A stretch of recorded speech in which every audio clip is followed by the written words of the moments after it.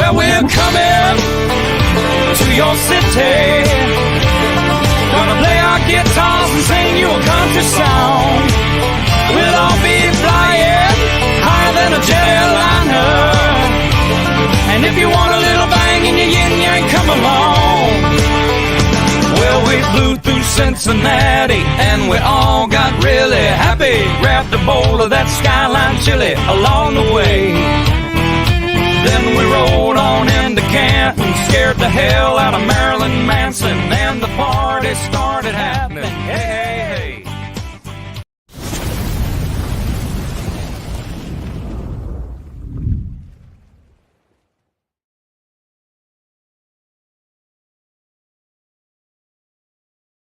hey, hey.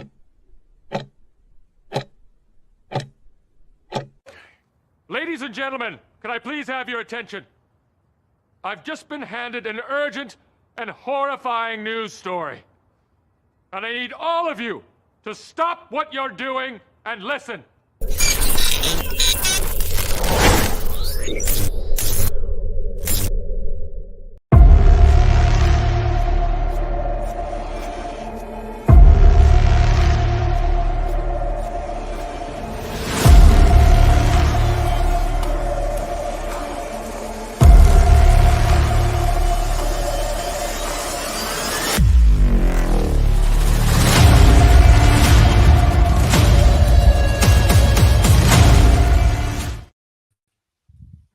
Oh, let me turn on my camera first before I start an episode. What a way to start. Welcome, ladies and gentlemen, to episode 160 of Inside the Walls podcast, official podcast of the National Wrestling. Alongside me are my two partners in crimes, possibly a third guy in the background probably there. We got Matt, Pat, and Jeff. How you doing, gents? Doing well. Good. That's how we like to start our episodes, with glitches and false starts and procedure penalties. It's how you lose games there, Matt and Jeff. Well, how you doing, Jeff? Good. I'm gonna have to bring out the green screen for next episode because I'm a little glitchy, so we'll get figured out. You're warping into your background. That's what you're doing. I feel like the Simpsons meme. you back out you're as a fan right now, and you back out and come back, and you're just spectator. That's how you do it. Matt, again, another episode 160. Amarillo, this week. You have some history with Amarillo because of the indoor. Me with you covering the arena, I don't really touch Amarillo like you did with Omaha because I guarantee you guys have history back in the day with the Venom. But again, what do you expect for this Amarillo team coming into the NAL this year?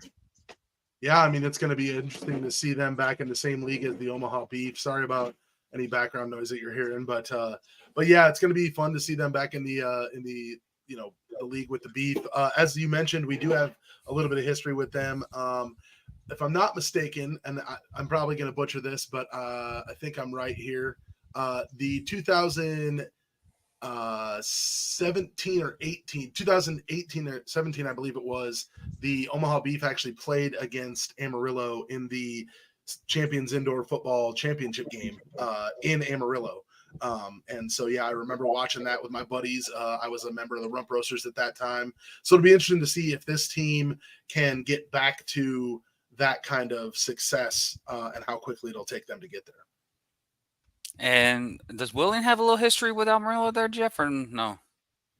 No, the only history we had was Nate Davis played there for a while. I mean, Valley history, I guess you could say.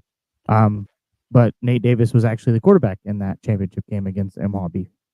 Oh, well, again, this is for the fans who are watching from on the NAL's pages or from any other organization. This is an Amarillo Duster show. We're not going to hype up everyone else. This is them because we kind of did the preseason already, like of the new teams, and we forgot Amarillo.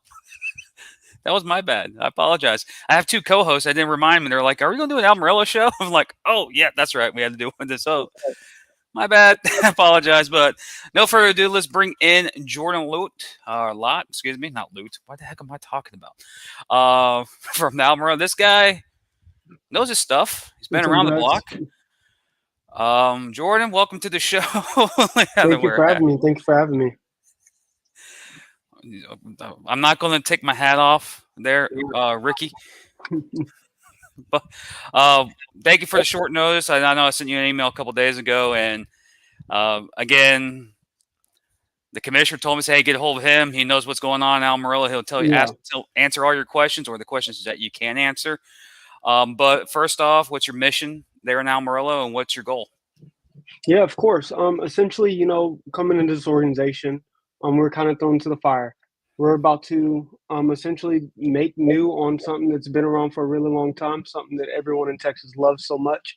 And our goal is to essentially build on what's already here, change, any of the negative narratives that came with last season, with our new staff, new ownership, all of that we've got going on now, and hopefully build a better future so the city of Amarillo can continue to have arena football, and we could continue to see the game we love.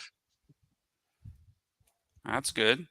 I know Texas is a football hotbed, and everything about Texas is football. Everything from the Texans to the Cowboys to the Aggies to the Longhorns and Horned Frogs. I'm not going to name every single team in Texas. There's a lot of them. But again, Amarillo's had history. Venom last year, and in the past.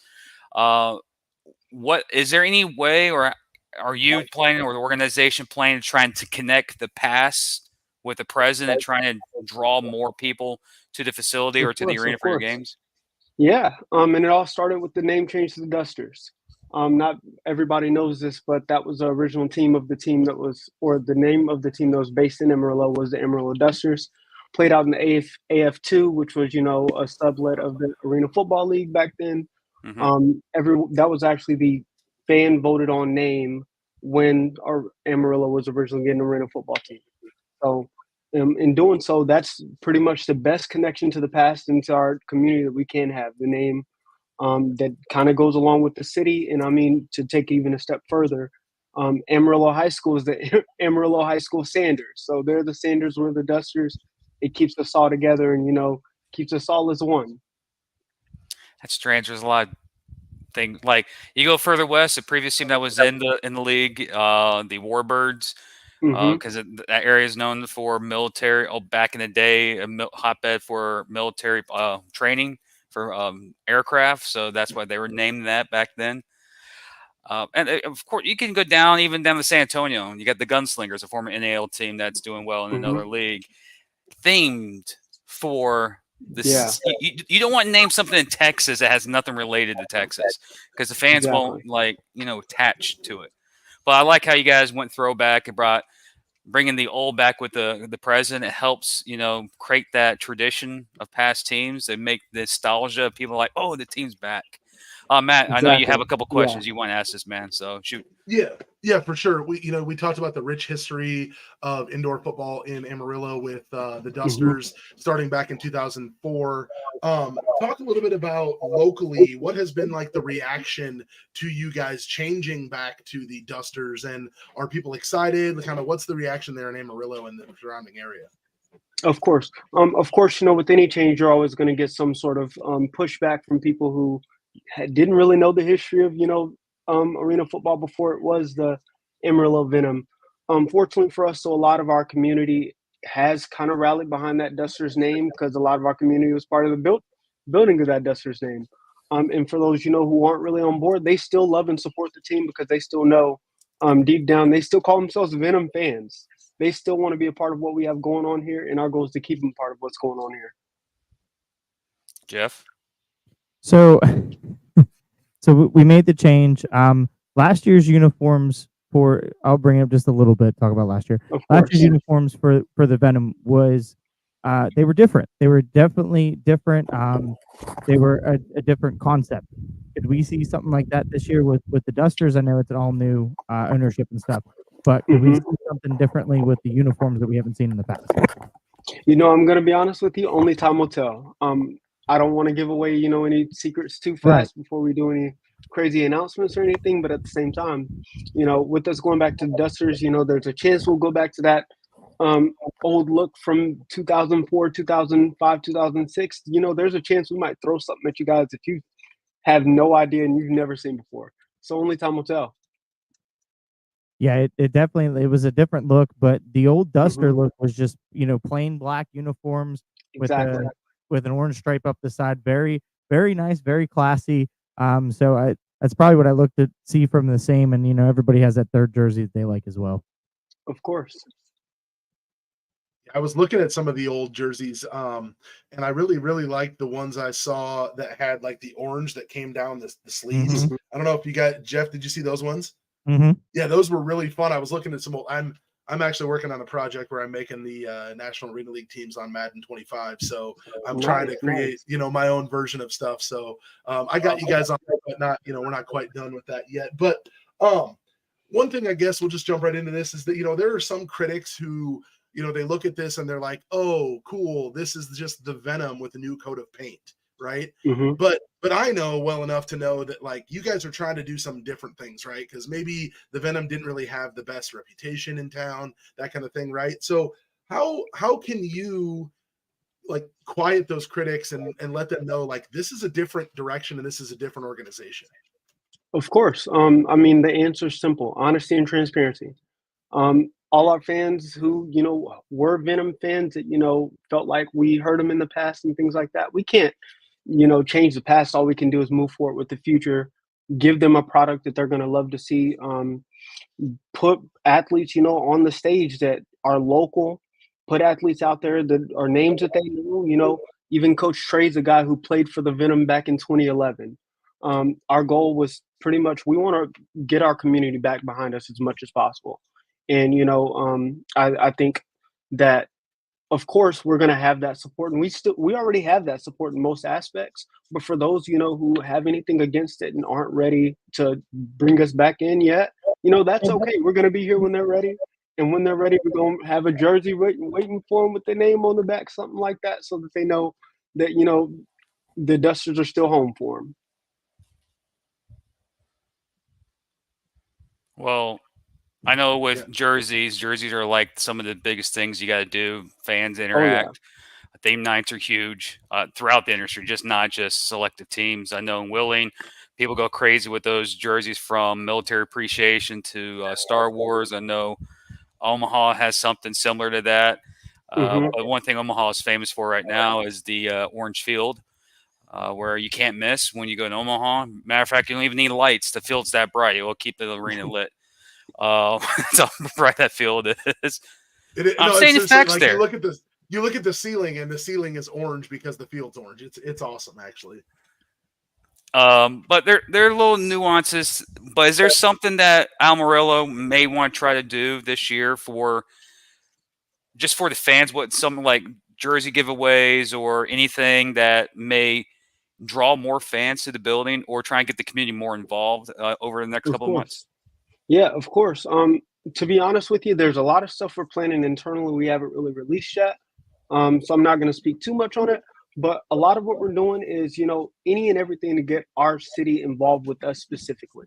Mm-hmm. We know everybody out there in Amarillo loves, they'll go to the high school games on the Friday nights, and then you're right back in town for the arena games on Saturday nights. But, essentially what we want to do is more so cement ourselves a little bit more in the community. So we're working on a bunch of stuff on the back end to ensure that. Jeff? So one thing that we mentioned about, bringing in different fans and things, how much of the coaching staff have you guys reached out to in the past? I know some teams have brought back past coaching staffs from other teams, kind of like the Lions have done, and also they've done in Harrisburg. Is there anybody that you guys have talked to or want to bring back that it's coached there in the past that the fans are relatable with? Yeah, I'm going to be honest with you. I know through the COVID year, after that, the team kind of went on hiatus. This last season wasn't really the best showing for everybody. And more so because of that, we're kind of just going in a completely new direction. Our goal is to, bring in faces that the city's familiar with, of course. So that was why we brought in Coach Trey, which you'll get to meet soon, hopefully. But essentially, more so, what we're going to do is we're not only working to build something that, they are going to love to see, but we're also building something that they, are already used to. So it starts with the face, and Coach Trey being our head coach was that first piece of that. Outside of that, we're giving him complete control of his coaching staff. I'm more than confident that he can, bring in the people that he feels is best, and we can win some games with them. So, yeah. Is there any matchups that you're looking forward to in 2025? You Or know, you I'm want to I'm gonna have be against? yeah. Of course, there's a couple of them. I know Coach Trey has a history with um, Coach Fred Shaw of the Colorado Spartans. All of us came from North Texas Bulls together. We all Mhm. went our separate ways, so I think that's going to be a really big homecoming for everybody to get to see each other again. At the time, Coach Shaw was the receivers coach. I was working the front office, and Coach Trey was the defensive coordinator. So it'd be a good homecoming game, and I think it's going to be really competitive. They're both two guys who are more than competent, more than professional with it, and both, really know their X's and O's really well. Matt, you got any? Yeah, so you guys are about 2 hours from Lubbock. You got West Mhm. Texas A&M that's right there in that area as well. So how heavily are you guys going to lean on those two fan bases and trying to maybe even get some of the students from those schools to potentially become fans of the Dusters? I'm gonna be honest with you. That's not really something we've thought about. At the moment, we're trying to build something in Amarillo, from Amarillo, by Amarillo. I think a big issue in the past has kind of been that everyone has kind of started in Amarillo, then they've kind of branched out everywhere else, and there's so many smaller tier teams out there, especially in the little desert areas of Texas, in West Texas. That, I mean, you're competing with semi-pro teams that have arena style following. So rather than trying to start some sort of turf war with the team, it's better to build what we have here. Tell our fans that are actually in town that we appreciate you guys. You guys are the reason that we're here. You guys are the reason we're going to continue to be here. So that's more so our approach to that. Jeff? So, with the extension of a lot of Texas teams here in the NAL this year, how does that? How exciting is that for you and your organization that there are so many teams represented in Texas? I love it. I love it. There's teams in East Texas, teams in North, or teams in West Texas as well. Texas is a football hotbed, as anybody could tell you, as you guys even mentioned yourself. So being able to see that level of competition, across the stage with multiple organizations, it's always going to be fun. And all those games are essentially going to be rivalry games. There's not going to be a game that anyone's going to want to miss. And I expect to see a sold out crowd at pretty much every single one of those games, because all our organizations being so close but yet so far from each other, I expect it to be exciting. So I'm excited to see it.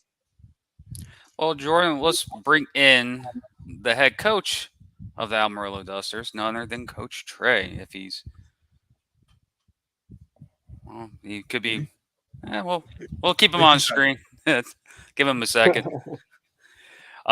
He was just there just a second ago, so I'll bring him back in once he. Yeah, he's popping in and out. So He's trying. we have some people that are chiming in. Mhm. Casey Smith, Coach Fred Shaw himself of Oh yeah. Colorado.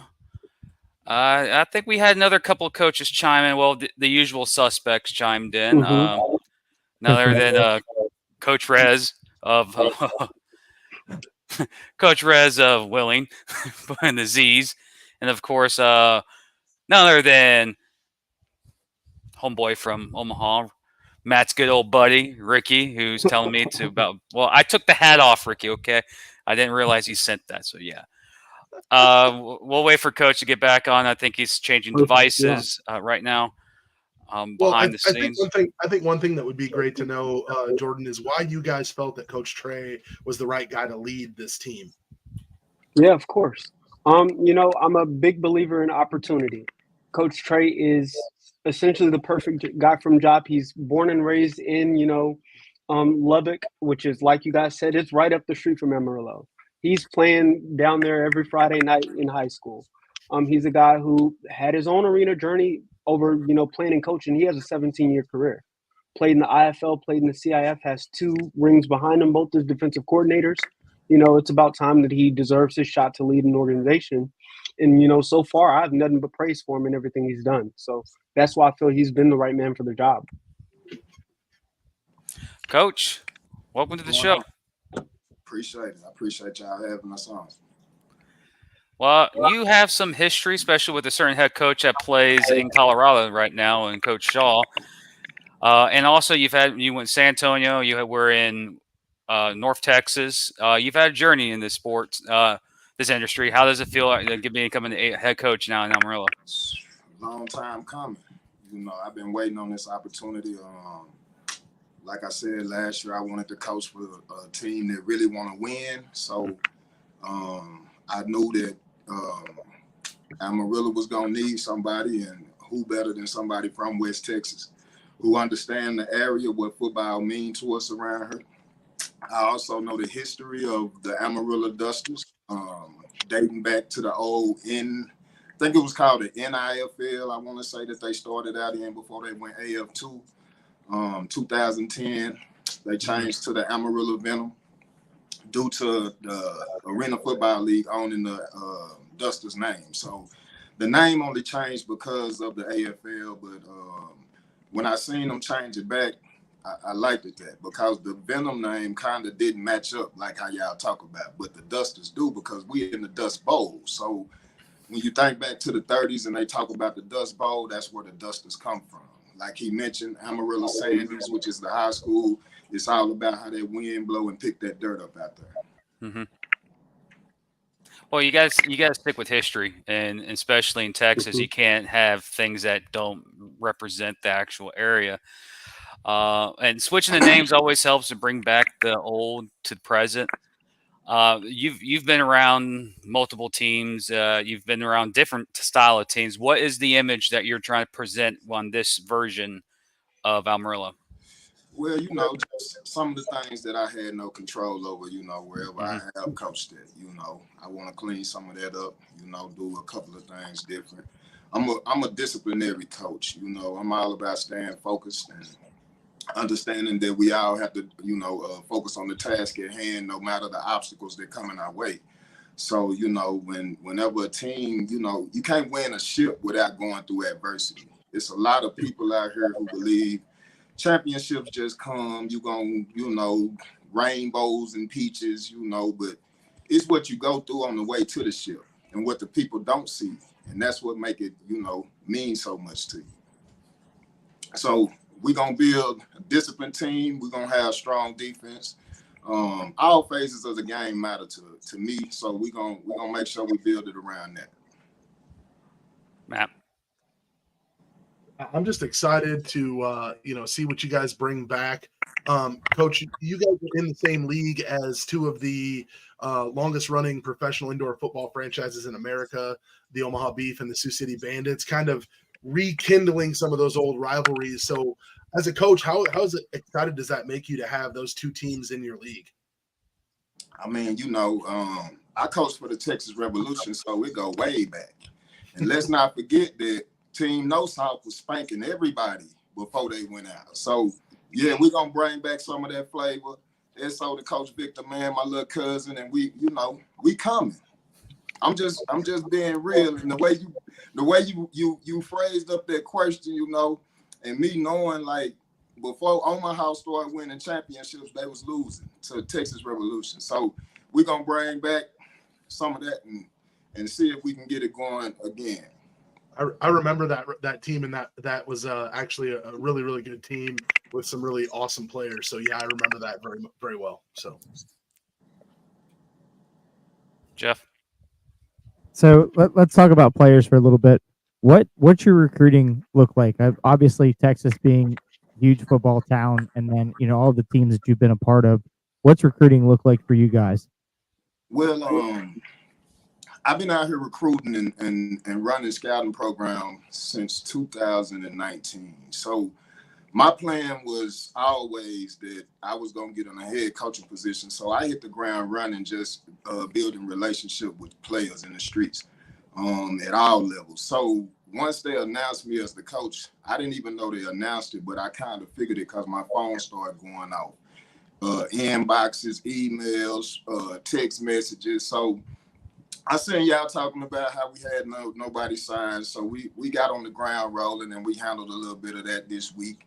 And I'm a coach that I don't really look for what y'all, I heard y'all talking about the big names and who's and all that. I like to build those. So when you can't build them, you got to go buy them. So, we going to build ours, and you'll see some new names, people you probably never heard of, and maybe a couple of that you have. Well, you got to start somewhere sometimes. Sometimes you can't go after the big fish. You got to, build within, and hopefully as it progresses, a big fish may be like, hey, let me go see what's going on in Amarillo. Happens in every sport. You see in the NFL all the time, all the big free agents, they stay away from certain teams until certain teams start showing that they can, belong with the big boys, then they go. So it's a weird sport. Like, football is a weird thing. Like, that's one thing I love about it. You have a bunch of teams that have young guns, rookies, first years, second year guys. They just gel, and boom, they start kicking behind. And you have guys who are very, very veteran laden with the top payroll, and they struggle and they don't win. So it's almost you're trying to balance what you can find. That's one thing I like about the indoor game. It's how you can manage certain pieces, no matter what your budget is or what type of player you're looking for, because you can get a bunch of dogs who are first years and they can go win championships, or you can get a bunch of veterans who think they know they don't think they're, well, how can I say without offending people, they think their crap don't stink, and they go lay an egg. We see that a lot of times, especially in the NAL and the IFL and the AFL and all the leagues. They're just egotistic and they lose, while the younger guns with more fight win. But again, I think you were mentioning when we were talking about, I think it was me and Jeff do a show through the wire with Willing, and we Coach Rez did the power rankings. That's when we mentioned how Amarillo didn't sign anybody, but you were still ranked higher than Willing's two rivals. So I think that's where you got the mention about when we mentioned how Amarillo didn't sign. But you guys have been active, though. I think you just submitted about 10 players over the last 2 days on the transaction. So you're getting dudes. Speaking of some of these guys who you're bringing in, and what you expect for them to contribute for this year's team. Well, we always expect to strive for perfection, knowing we can't reach it, So every day we're going to pay rent by showing up and putting in the work, and we're going to create a competitive environment. We're bringing in more young players than veterans. I'm probably not the coach nobody really looking for. Most of the players that's looking for teams like Omaha Beef, because I was a player before, and I know that all players are trying to go to the top teams, So, I mean, if I was going to rank us, I want to be at the bottom. I want to come from the bottom, because at the end of the day, I know that we are in a position where we coming in from another league that we didn't produce very well in last year. So coming into the NAL with Omaha still dominating, Sioux City ending up where they end up, which that was perfect for two of the oldest teams to end in the year of truth, as Cat Williams say, in that championship game. But now, it's time for West Texas to shine. It's time for us to rise up and bring it back to Texas, man. If you really think about it, Texas, the only national championships Texas got, I was a part of both of them. Yeah, for sure.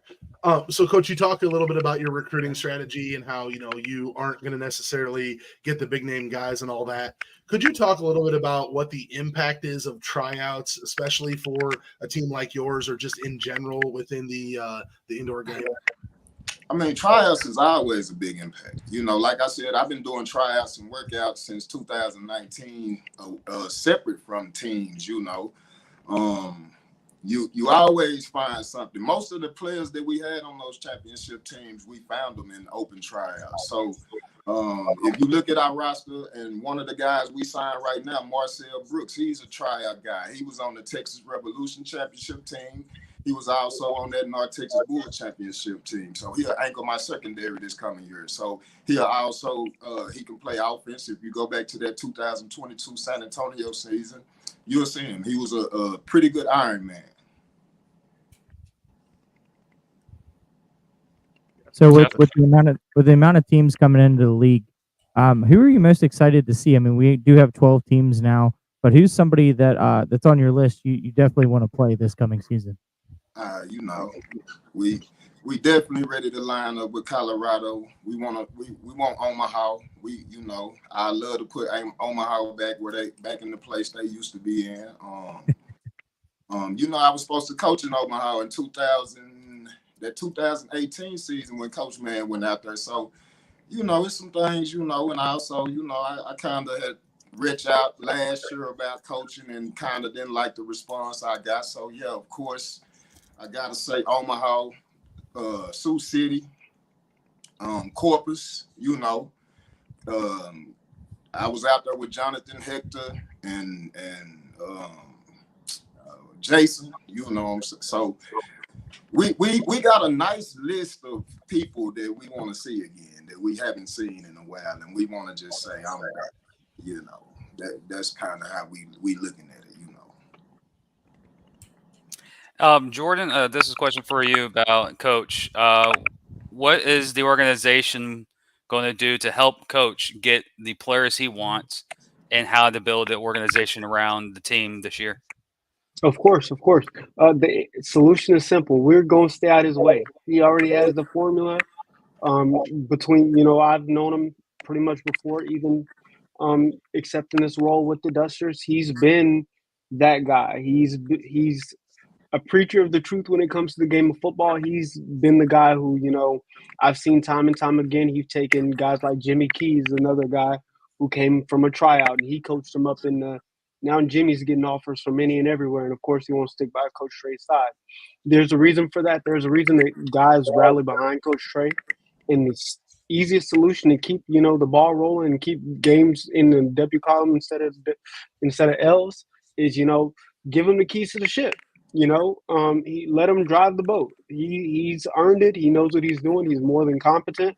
Best thing we can do is stay out of his way, provide any of the things necessary for him so that, you know, he can be successful. And I feel at this point that's what we've done. Well, good point, Matt. You got another question for him? Yeah, I'm just trying to see like if there's any other specific players, you know, that you wanted to maybe mention that you're, you know, excited to see what they can do. I want to mention Jalen Childers, if y'all remember him. Yeah, all dog. And when I seen that Jalen been on the couch since last year, I'm like, wow, you know, because 2023 he was the fifth receiver in the league. You know, I kind of compare him to Kylie. I didn't coach both of them, but now I get to see what Jalen is. I know what Kylie is. I get to do a real comparison. You know, I look for him to do big things this year. We can talk about Robert Kent's backup from the 2021 season and Vernon Sharp, the quarterback. He was with Amarillo for a while last year. We're bringing him back. Like he mentioned, Jimmy Keys. Jimmy Keys was part of that 2021 championship team. He was an open tryout guy out of Memphis. Demarius Cooks is an open tryout guy who tried out for me back before we was in Cedar Rapids in 2020. We took him to Cedar Rapids. We brought him back with the Bulls. He was part of that championship team. So we got a good core of guys who understand what our locker room culture is, who also got a chip on their shoulder. You know, we all been on the couch together. We've been all putting in work just to stay ready, so we didn't have to get ready for this moment. So we gonna speak, you know, like we do with confidence, because our preparation process gives us the confidence to come out and speak the way we do, you know. Jeff? So with the rules and everything, how much of a leg up is it that you've played in the indoor style and also coached it for so many years compared to these other coaching staffs that are out there? When I played, a lot of people don't know I started at Mac linebacker and running back in the IFL. And so I got a real good understanding of the offense and the defense. My mentor, Rodney Blackshear, who played in arena ball for a long time, Hall of Famer, coached for a while. He coached in Amarillo as well. That's who I played under in Amarillo. So we gonna run the ball, we're gonna throw the ball, but we're gonna build strong defense and strong special teams. So our special teams is very important. It's probably our most important phase because it changed the game the most. If you ever paid attention to that 2022 season when Kylie Rashad was making them end of the game, yeah, them was all designed to happen like that by Coach Trey. So yeah, we're gonna have good special teams. We're gonna try and get our points out of them special teams and try to put daggers in teams' hearts. And so we're looking to go out, score 70, keep teams under 26. And it sounds crazy and it sounds like it can't be done, but we've done it before. So we're gonna try to replicate that this year with guys that nobody ever heard of, most likely. So get ready to see what we're doing. And if it ain't what it is, then say something to me about it. But I'm going to say it's going to be what it is because we're going to make sure it is. Well, no one knew Cody Brooks. No one knew Kylie Rashad when San Antonio came in the NAL. And Kylie Rashad is just a human pinball. He's got re-signed by San Antonio, so he's having a good stand there. But he's explosive, and again, he was with San Antonio in the AAL, and again, no one really thought who he was, and he blasted on the scene. He was the early hot spot for San Antonio when they joined. Cody Brooks, there's a couple individuals on that San Antonio team that no one knew about, and made them name themselves, and now they're in either the NAL or IFL with other teams because of what they did just 2 years ago when they came on the scene, especially Kylie Rashad. So if the fans here in Amarillo don't know who Kylie Rashad is, go watch some of his film and you realize how explosive he is. That's a guy that came from no one knew who he was to bam on the scene. So well, if you know Amarillo history, they had a guy named Raymond Johnson who was a small guy, played at West Texas A&M. Played for the Venom for a long time. He was playing when Julian Reese was the quarterback. So then he played under Julian Reese, So we're going to try and get Amarillo back to some of them disciplined days of Julian Reese time. But we're going to try to give them over the hump of getting them championships completed on the other side with the W. Well, we do have one question is when it comes to big boys and linemen, what you're looking for in a tryout? What am I looking for? I'm looking for a player that's going to take out the reps. I'm looking for the player that want to take out the reps. I'm looking for. I'm not looking for the big guy who wears the 4X, 5X jersey. Unless he got something. And that's just how big. He might be a Mount Cody, but most of those guys aren't that. But we're looking for guys who can get off the ball. Guys who want to penetrate, guys who want to move the line of scrimmage. So I look at the film, and that's what I pay attention to. Penetration, footwork, hands, that bully mentality. Do you run behind the ball? Do you chase the ball? How are your pursuit skills? Are you walking on tape? We look at all the details. Well, Jordan, I have another. Well, excuse me. Let Matt ask this because he asked this. Of course. It's still Matt's question. Go ahead, Matt. Yeah. Not sure what you're talking about, but okay. You just send me the thing behind the chat. Like, don't. Oh, yeah. I see how it is. Good point. Jordan, what kind of events or other things are you guys doing here there locally in Amarillo to kind of promote the team and get the fans, excited for the upcoming season? Yeah, of course. At the moment, we're, still in the planning stage of a lot of this stuff. Unfortunately, with last year's, all the social media debacles and all that with Amarillo and season getting cut short, it left a sour taste in a lot of people's mouth. The best thing that we can more so do is just get in the community, talk to these fans face to face, show up to their local events and things like that. And that's kind of our plan moving forward so that, Amarillo sees what we're trying to rebuild here. And for the most part, we've been doing a pretty good job at that. So what's your guys' plans with being, in the NAO, and it's a thing that we have to provide, is the stream, YouTube stream. What's the plans? What have we talked about? What can we expect from your guys as a production standpoint? Of course. I would actually argue and say that last season, Amarillo had one of the better productions in the AIF. Partnered with Texas Valley Sports. We're looking to partner with them again this upcoming season. They made sure all of our games were streamed locally to our fans who couldn't make it out to games, themselves. But now with us having to stream through YouTube as well, I don't see that being an upcoming issue.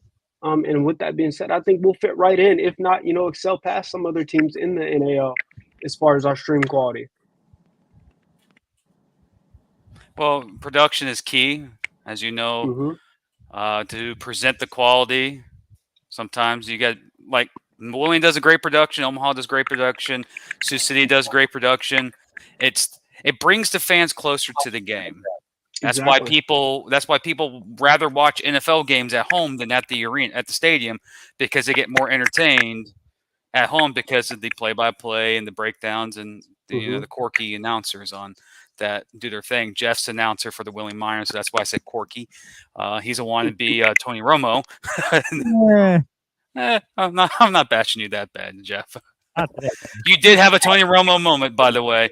You called a play, and the play happened exactly how you called it.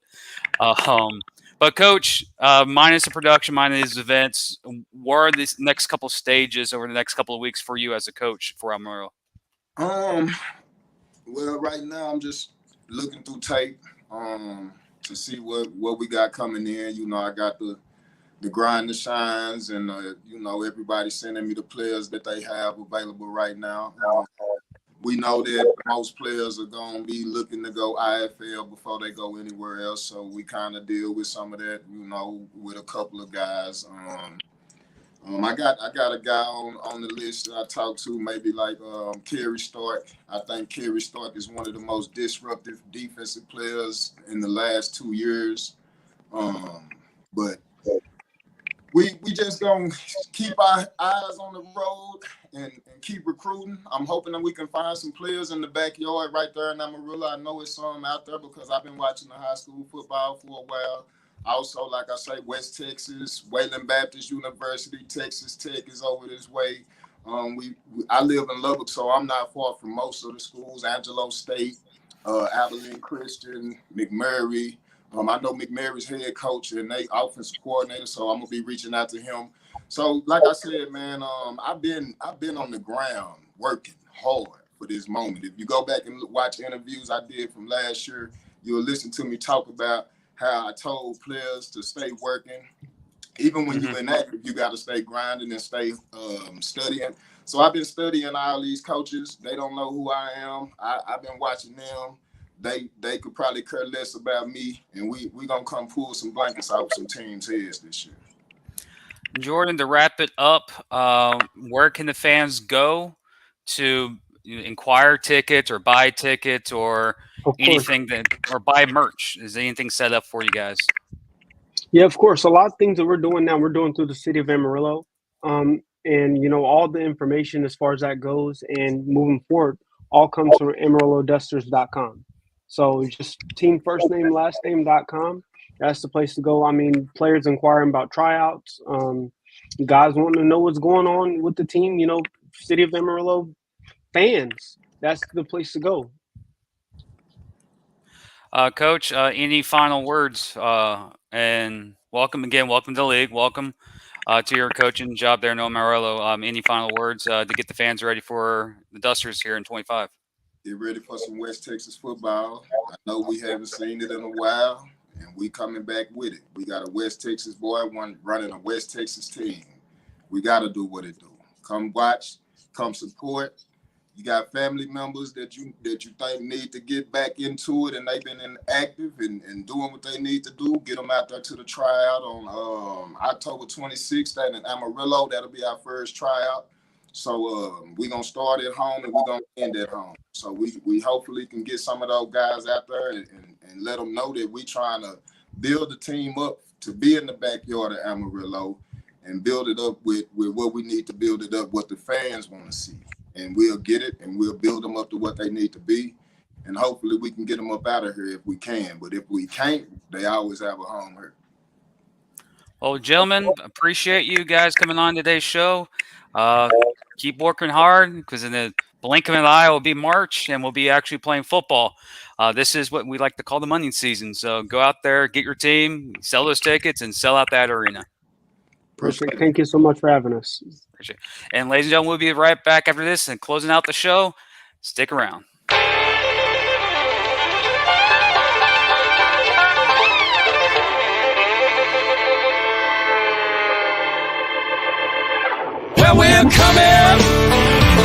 your city. Gonna play our guitars and sing you a country song. We'll all be flying higher than a jet airliner. And if you want a little bang in your yin yang, come along. Well, we flew through Cincinnati and we all got really happy. Grabbed a bowl of that Skyline chili along the way. Then we rode on into Canton, scared the hell out of Marilyn Manson, and the party started happening. Hey, hey, hey. Thank you for Coach Trey and Jordan joining us on episode 160. 160. Holy crap. I've been doing this for too long. Oh, no sympathy, guys? Okay, I see how it is. I'm excited that we're still going for this long. Yeah, I mean, it's exciting stuff. Still have the pressure and the agony and the pain. Oh. We've had some. Some updated free agency things that are pretty intriguing on my part for familiar names in the NAL. A couple names from especially two organizations. NAL, Willing signed defensive lineman Brandon Munoz, who played for the Jacksonville Sharks 2 years ago in the National Arena League. The Beaumont Renegades signed wide receiver Daquan Patton, history with the NAL as well, formerly of the Albany Empire and the Albany Firebirds, and Quan Alfred. That guy's been everywhere. Carolina. I don't think Carolina, Coach Ray. If I say Carolina, Coach Rose would jump on me and say he didn't play Carolina, so I'm going to say Carolina. He played at Columbus. He played in Orlando, and I think he spent a time or two in Jacksonville. So many players go throughout, so I can't track everyone. But those are the notable names. Of course, you can keep updated with all the transactions on nationalarenaleague.com/transactions. We had multiple questions pop up about playoff format, schedules. Let's just say that none of it's been decided yet. Sources have confirmed to me there's something in the works, but it's not official. So we can't say anything. But I've heard that the league has wanting at least 3 rounds of postseason. So that's either 8 or 6. So that's as much, but we don't know what it is, and we can't say it. Schedule, I don't know. Don't know yet. And Mr. Warper down there, Jeff, just every time he moves his hand, he just warps into the logo. Yeah, I gotta get that fixed. And then, again, 12 teams right now. Next week, we have Steven Shatola. We were supposed to do it this week, then we forgot. Hey, we forgot to do Amarillo. Next week, we'll get Steven Shatola on and do a then, now, and present, where these two individuals will interview me and Shatola about the history of the National Arena League from 2016 to now. And he's going after you, man. Is it that? I can't hear it. Is it that bad? It just sounds like you have bass. I guarantee if you started like rock and rolling, people would think that you're a goth rock star. Fair enough. But yeah, that's no one is safe. Well, last night we know no one was safe, of course. But more news, it will happen. NationalArenaLeague.com, and also visit our website at nwallsnetwork.com, where you can watch every single show that's ever been produced by me, Matt, or Jeff. Well, not his personal podcast that's rocking, where you can get some NAL players who get interviewed on there. Grant Russell, Alex Coleman, a couple other. Did you get Finley the other day or Tinsley? Who was last week? I had AC. I had Coleman last week. I have Grant Saturday. And I don't know when Matt's going to do it, but I'm hearing rumblings that Prime Cuts may have a off-season show, or was that just? Yeah, I mean we've got some stuff in the works. I don't want to give away too much, but yeah, we've got a few things in the works. So yeah, you can't just have a complete off season, bro. You got to do something. Stay tuned. Well, anyways, ladies and gentlemen, remember to visit all your organizations for ticket information, for ticket events. Season tickets are going on sale. If you're willing minor fans right now watching us, you got a deal going on right now. Payment plan, football, Ring? Did that make an announcement that? Or yeah, that was today. Yep. I know we made an announcement yesterday, but I didn't realize. Apparently, we're still live on Willing's Facebook page. Don't know how, but we are. That's technology for you. But Columbus, I think they have a ticket special going on. Remember, visit all the NAL websites, all your organization. Get your tickets now, because without you, we are not here, and without you, those organizations are not playing. You're way, way important for this league than us three here. Matt, any final words there, my friend? This offseason's already been crazy, and it's going to be even more awesome in the next few weeks. I don't know this for sure, but I have a feeling the schedule is going to be released sometime in the next few weeks, hopefully. And I'm ready for some football, man. It's going to be great. Well, if it's like me, my football season's already ruined. So my football season starts in March. So I'm looking forward to March already. College stinks. NFL stinks. Jeff, I'm not talking to you, by the way. But anyways, I'm waiting for March. If I were there, Jeff. I'm just excited about obviously all the teams, but also all the coaches standing up for their teams in their cities. Like, that's fantastic. That's something that all these owners should be proud of, is the people that they've chosen these positions are protecting the brands and those who wear the brand colors. So that's awesome to see. And again, we have a website, NWallsNet. All the shows are on there. Some other things are there. Some blogs that us three may drop. We have a Corpus Christi show coming soon on Inside the Walls Network, so get ready for that. And we got more content coming from other teams associated with the NAL. So keep track on NWallsNet.com. Keep all information updated for National Arena League at NationalArenaLeague.com. All the 12 organizations. And if you have any concerns or questions about this podcast, they're all directed to Matt Patton. You can follow him on his Facebook page. He will get all the concerns, but not me. Sure. I'll just laugh at you and continue to do what I do. But anyways, ladies and gentlemen, it's been episode 160. We'll be back next week, and we've kind of committed that we're going to be here every single week now until the holiday season, where we'll take a week off for holidays, for Thanksgiving and Christmas. But we'll be here once a week, and we'll start piling out content. We'll get some players on here pretty soon as we get close to March. And yes, merch store is live. It's on the website. Good job. Who sent me that in the message? That was Matt sending behind the screen message. See, yeah. Put your finger. Well, that's your thumb. You didn't do the one. Good. I ain't doing that. We're changing this topic there. Again, most appreciated. This is the National Arena League's official podcast, Inside the Walls podcast. And with that, I'm done. Are you guys done? Are we done? We good? I can retire now. You guys can get next week's episode. Well, you're interviewing me next week, so I'm the guest on my own show next week. So we'll do that and all the fun games. And yes, please do. That'd be awesome. That'd be cool. And that'd be like a monopoly, but who cares? I enjoy what I do. Anyways, again, when the schedule is announced, we will make an announcement at our first location of where NAL Game Day will be live. Yes, we are going to do exactly what you see on Saturdays on college football.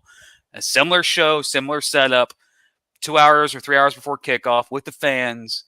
The first announcement of the first city will be announced when the schedule is released. So keep an eye on that. No further ado. That's Matt. I'm Jim, and Coach Rez with the dang eyeballs. I swear. This has been episode 160 of Inside the Walls podcast. We'll be back next week for more NAL football content. Enjoy your weekend, ladies and gentlemen. Be safe, be well, be nice to your neighbors. Please. We'll see you next week.